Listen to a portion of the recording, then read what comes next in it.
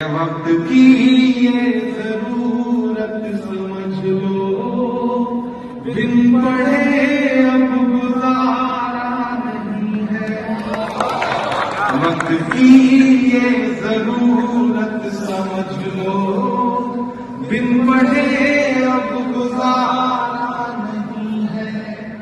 ना कोई रहनुमा ना हुकूमत, कोई भी अब तुम्हारा नहीं है।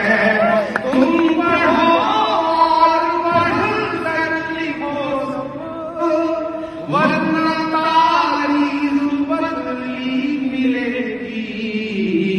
अब कलम और कागज से बढ़